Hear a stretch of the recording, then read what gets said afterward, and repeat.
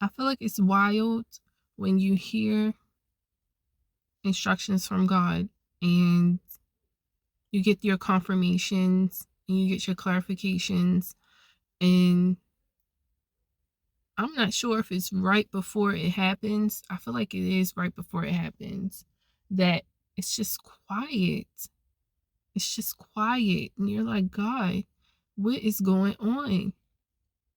But today, I read Exodus, I believe it's chapter 3 or 4, where he was telling Moses to go to the Pharaoh and, where the Israelites are, the Hebrews are, and tell them that God sent you and that I'm here to relieve my people.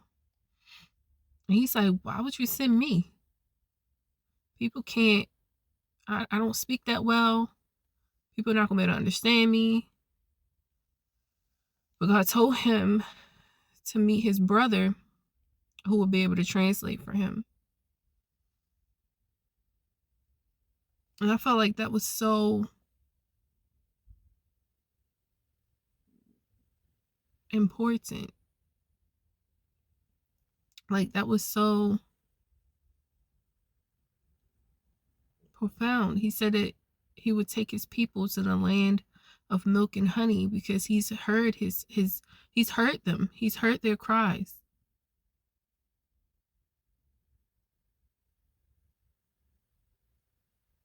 So it's like when you think that God does not hear you, he does hear you.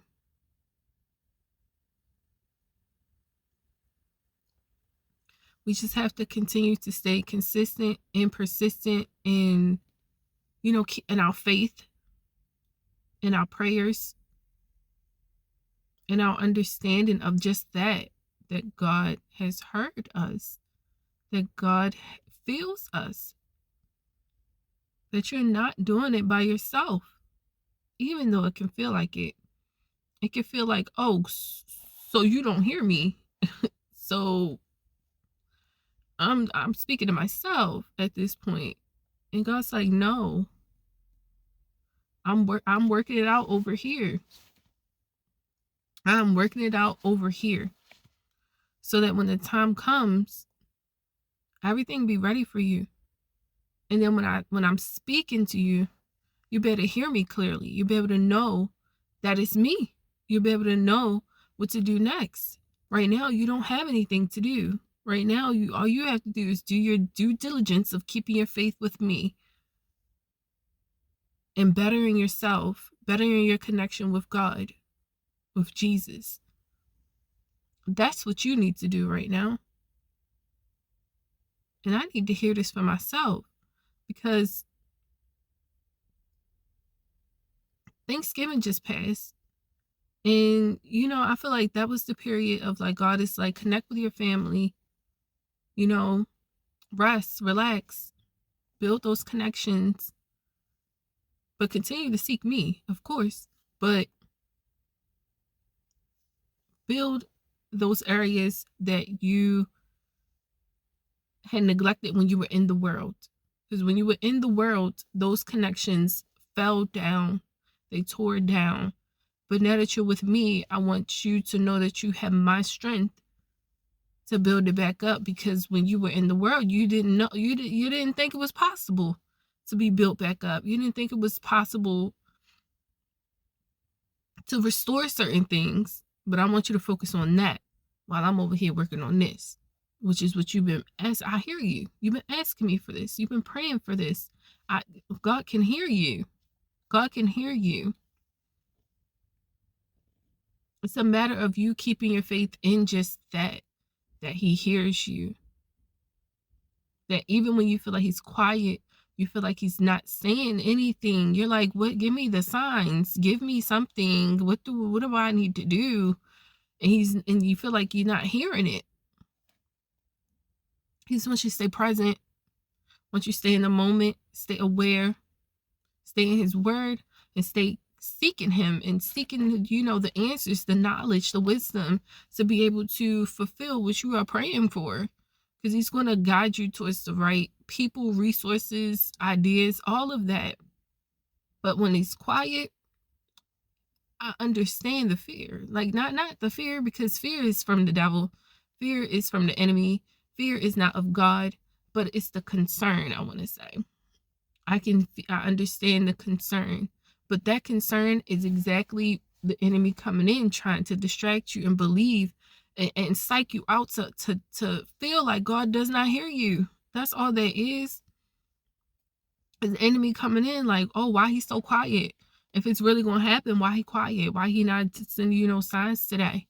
Why he not saying nothing to you? Why why is this happening? Why hasn't that happened? And that can feel like our literal thoughts, but that's the enemy speaking to us and us reiterating that to ourselves.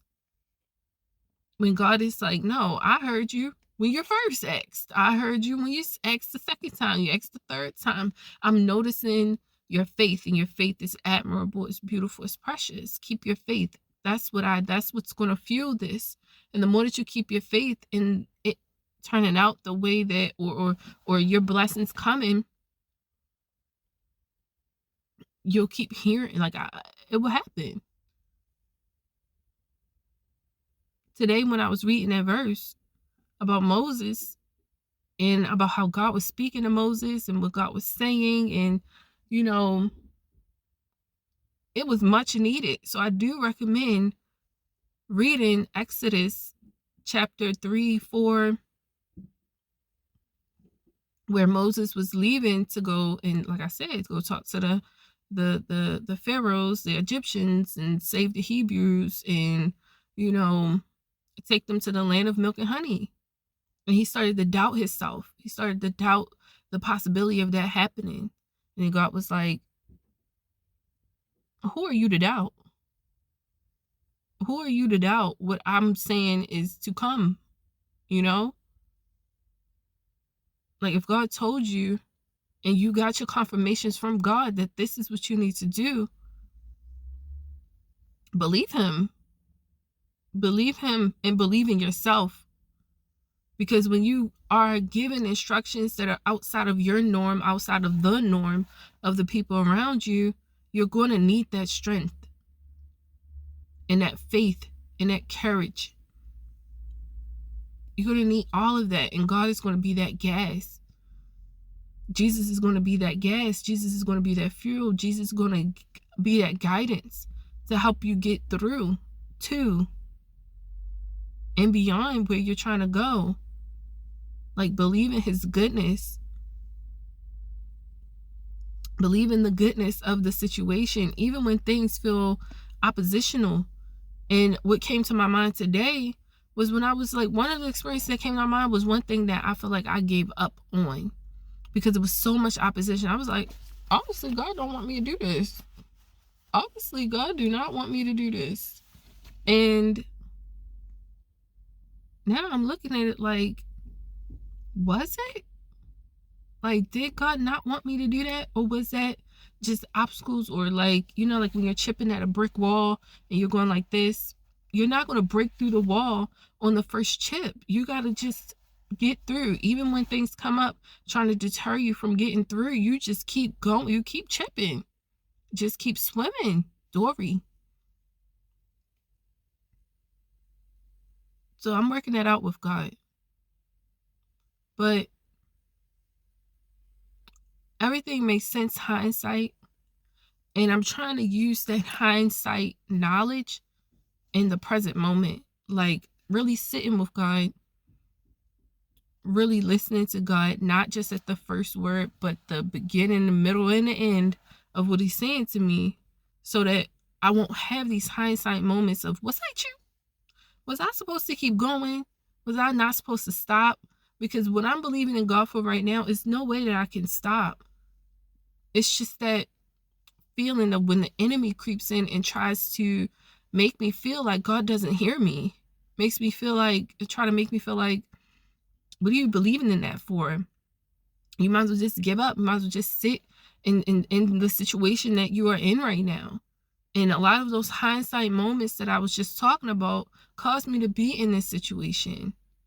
Like, if I was following through with what God was telling me, or if I wasn't in my pride, if I wasn't in the world. And I can't bash myself about those things that happened when I was in the world, or old things, because that's not going to help with my faith moving forward. But it does bring awareness to the present moment and how I need to be present with God, and I need to listen to God, and I need to be sure to continue to pray to God, pray with God, spend time with him, so that I can know when he is talking to me and what he's saying, and not believe the enemy's thoughts planted in my mind. Because he will plant things in my mind, in your mind, to have you and walk away and turn away from God's voice and God's, path for you. So believe in God's goodness, even when it's quiet. That quiet is background alignment to your assignment. And while God is quiet, the devil and the enemy is going to try to speak. Don't believe it.